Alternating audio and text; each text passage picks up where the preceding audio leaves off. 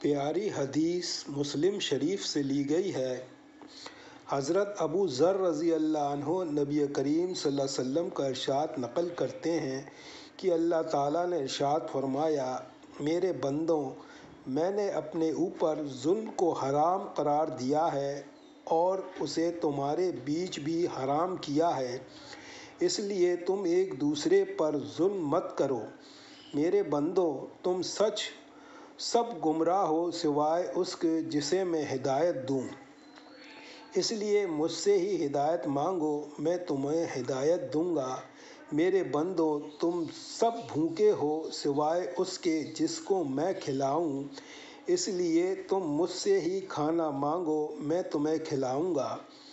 میرے بندوں، تم سب ننگے ہو سوائے اس کے جسے میں پہناؤں، تو تم مجھ سے لباس مانگو، میں تمہیں پہناؤں گا۔ میرے بندوں، تم رات دن گناہ کرتے ہو اور میں تمام گناہوں کو معاف کرتا ہوں، تو تم مجھ سے بخشش طلب کرو، میں تمہیں بخش دوں گا۔ میرے بندوں، تم مجھے نقصان پہنچانا چاہو تو کبھی نقصان نہیں پہنچا سکتے، اور تم مجھے فائدہ پہنچانا چاہو تو ہرگز فائدہ نہیں پہنچا سکتے۔ میرے بندوں، اگر تمہارے اگلے پچھلے انسان اور جنات سب اس آدمی کی طرح ہو جائیں جس کے دل میں تم میں سے سب سے زیادہ اللہ تعالیٰ کا ڈر ہے، تو یہ بات میری بادشاہت میں کوئی اضافہ نہیں کر سکتی۔ میرے بندوں، اگر تمہارے اگلے پچھلے انسان اور جنات سب اس آدمی کی طرح ہو جائیں جو تم میں سے سب سے زیادہ نافرمان گناہ گار ہے، تو یہ چیز میری بادشاہت میں کوئی کمی نہیں کر سکتی۔ میرے بندوں، اگر تمہارے اگلے پچھلے انسان اور جنات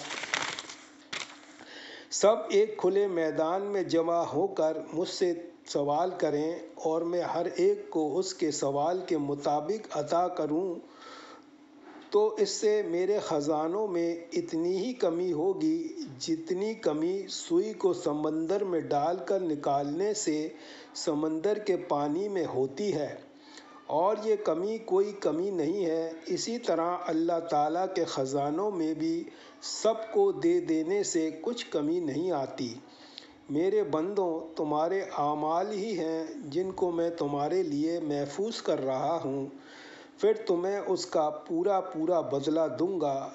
تو جو آدمی اللہ تعالیٰ کی توفیق سے نیک عمل کرے تو اسے چاہیے کہ وہ اللہ تعالیٰ کی تعریف کرے، اور جس آدمی سے کوئی گناہ ہو جائے تو وہ اپنے ہی نفس کو ملامت کرے، کیونکہ اس سے گناہ کا ہو جانا نفس ہی کے تقاضے سے ہوا۔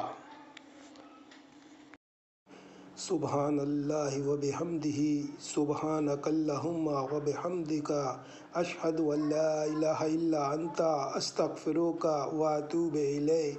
سبحان ربک رب العزت عما یصفون، والسلام علی المرسلین، والحمد للہ رب العالمین، برحمتک یا ارحم الراحمین۔ ایک بار محبت کے ساتھ درود شریف پڑھیں۔ اللہم صلی علی محمد وعلی آل محمد کما صلیت علی ابراہیم وعلی آل ابراہیم انک حمید مجید۔ اللہم بارک علی محمد وعلی آل محمد کما بارکت علی ابراہیم وعلی آل ابراہیم انک حمید مجید۔